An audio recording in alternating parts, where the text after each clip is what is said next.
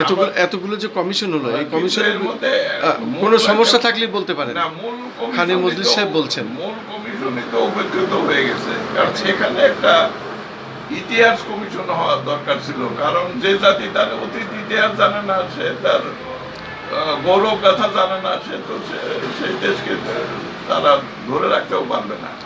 কারণ এইখানে আমাদের এই বাংলাদেশটা কিভাবে হয়েছে, এটা যদি এই ইতিহাস যদি না জানে, তাহলে তো আপনার এই দেশের তারা ইতিহাসে বলতে পারবে না। আওয়ামী লীগ করলে কয় ভাষা আন্দোলন থেকে বক্তৃতা শুরু করে যে জিন্না বলছে Urdu and Urdu shall be the state language of পাকিস্তানের বিরুদ্ধে বাঙালিরা প্রতিবাদ করছে। এই জন্যই মানে বঙ্গবন্ধুর নেতৃত্বে বাংলাদেশ স্বাধীন হয়েছে। জিয়া যারা বিএনপি করে তারা বলে যে জিয়া ঘোষণা দিয়েছে আর দেশ স্বাধীন হয়েছে। কিন্তু এই দেশটা আসলো কিভাবে? দিল্লির বিরুদ্ধে প্রথম কে বিদ্রোহ করেছিল? সেই ফখরুদ্দিন মোবারক শাহের নাম কয়জনে জানে? যিনি প্রথম সুলতান, যিনি দিল্লির ক্ষেত্রে বিদ্রোহ করেছিল। ফখরুদ্দিন মোবারক শাহের পরে তার আলাউদ্দিন হোসেন শাহ, যার আমলে বাংলা রাষ্ট্রভাষা ছিল। গিয়াসউদ্দিন আজম শাহ, যার মাজার এখনো সোনারগাঁয়ে পড়ে রয়েছে। এই গিয়াসউদ্দিন আজম শাহ আপনার মক্কাতে ওই আপনার ওখানে অনেক টাকা অনুদান দিচ্ছে আর কি। তো এই সুলতানি আমলের ইতিহাসই তো কেউ জানে না। তো মনে হয় যে এখানে হঠাৎ করে কি এই দেশ পেয়ে গেলাম, দিল্লির বিরুদ্ধে আপনার ভক্তির কিন্তু অ্যাটাক করছে বাইরে থেকে এসে, কিন্তু এরা তো এখানে থেকে বিদ্রোহ করছিল আর কি। তারপরে এই যে আমি যাদের কথা বললাম আর কি, 1937 সালে শেরে বাংলা প্রথম প্রধানমন্ত্রী হয়।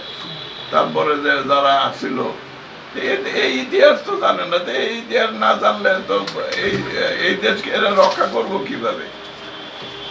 এবং এরা তো এখন ওই জিয়ার আদর্শ আর বঙ্গবন্ধুর আদর্শ তো এখন কনফ্লিক্টিং হয়ে গেছে। এই দেশই তো টিকবে না যদি না হয়। এই জন্যই আমি বললাম প্রিভিয়াস হিস্ট্রিতে আমি না যেই মানে এই বাংলাদেশ প্রেজেন্ট বাংলাদেশের কথাই বললাম আর কি, যারা সংসদীয় রাজনীতিতে আর কি আসছে। তো এই ইতিহাস কমিশনই তো করা হয়নি। এবং একটা স্বাধীন দেশের একটা ইতিহাস কমিশনের দাবি আছে আপনার, একটা ইতিহাস কমিশন অবশ্যই আর কি। এই দেশ কিভাবে পাইলাম? আজকে ভারতে দেখেন, তারা ওই ইংরেজরা 200 বছর শাসন করছে, তার কোনো কথা নেই। আরব কবে কোন মন্ত্রী ভেঙ্গা মসজিদ করছে ওই খবর জানে। তার মানে তাদের ইতিহাস ঠিক মতো পড়ানো হয়। ওই আরঙ্গজেবের ইতিহাস ওরা জানে, মোগল সম্রাটরা কবে কি করছে আর কি। কিন্তু তাইলে বুঝেন এর মধ্যে 200 বছর পর ইংরেজরা চলে গেছে, ইংরেজদের সব নাই আর কি। তাহলে আমাদের তো ইতিহাসে পড়ানো হয় না। এই দেশটা আমরা কিভাবে পেলাম? হচ্ছেন না আমার। ঠিক আছে, আপনাকে অনেক অনেক ধন্যবাদ। আপনার দলের নাম এবং আপনার নামটা একটু আর একবার বলেন। আমি হলাম চেয়ারম্যান জাতীয় স্বাধীনতা পার্টি, এবং আমি বর্তমানে একটা মঞ্চ তৈরি করেছি, জাতীয় স্বাধীনতার মঞ্চ। এখানে বিভিন্ন ধারা উপধারার লোকও আসতে পারে, যারা দেশকে স্বাধীন রাখতে চায় এবং যারা স্বাধীনতা এনেছিল এবং যারা রাখতে চায়, সবাই আসতে পারে। সবার জন্য দুয়ার খোলা। এবং বর্তমানে এটাই দরকার বেশি আমাদের।